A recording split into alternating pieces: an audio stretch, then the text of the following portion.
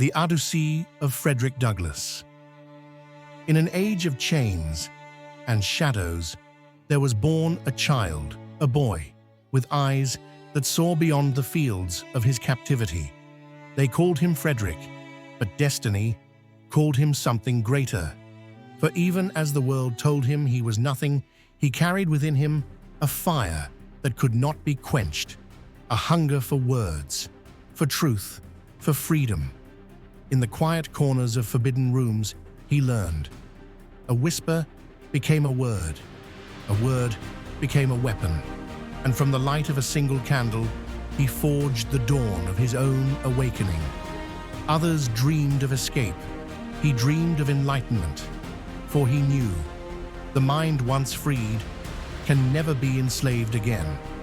And so he journeyed across the waters with only courage as his compass and hope as his sail. Through fog and fear, the river carried him not away, but toward himself.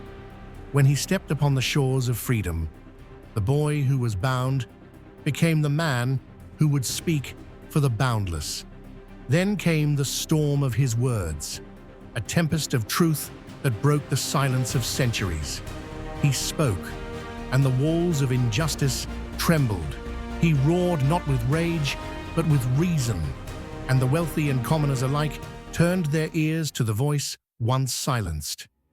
But freedom bears its price.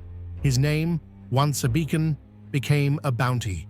Men who feared his light sought to return him to darkness, and so he fled across the sea. To the shores of Britain, he carried his message, and the world listened. In crowded halls and open squares, his voice echoed like thunder, calling nations to conscience and hearts to action. And when his words touched the souls of strangers, they joined hands in unity and purchased his freedom so that he might return to his homeland not as property, but as a man reborn. He came back to the land of his birth, not in chains, but with a mission to help break the ones that still remained.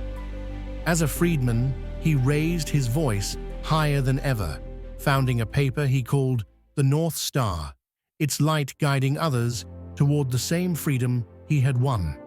And when war darkened the horizon, he walked into the chambers of President Abraham Lincoln, not as a servant, but as an equal, a man of conviction, speaking truth to power. Together, they spoke of liberty and how the promise of a nation must extend to all its people. From those conversations, the path to emancipation grew clearer, and the tide of history began to turn. He stood before the world, once a slave, now a symbol.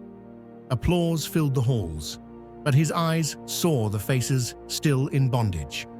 And though triumph rested in his hands, humility reigned in his heart. He wept not for what he gained, but for what others had lost. In his final voyage, as the years turned like tides, he looked back upon the boy he once was, barefoot, unbroken, holding the sacred promise of tomorrow. And he whispered across the ages, "You were right to dream. You were right to fight. For every storm you endured became the wind that carried others home." If this story moved you, follow for more blueprints of greatness, like to honor those who rose before us. And comment below, what will your blueprint be? Because Frederick's story was never just history. It was a lesson in possibility, a design for freedom, a blueprint etched in perseverance, guided by wisdom and fueled by a mind that believed in more. He didn't wait for permission to rise. He built his greatness, word by word, choice by choice, belief by belief. That's what my perfect blueprint stands for. The quiet strength to keep building, even when life feels unsteady. So when doubt whispers, when fear makes you question your worth, remember the boy who read by candlelight and grew into a man who illuminated others. You carry that same light That same power to rebuild, to learn, to rise. This is your moment, your foundation, your awakening. This is your blueprint. Superamus per mentem. We rise through the mind.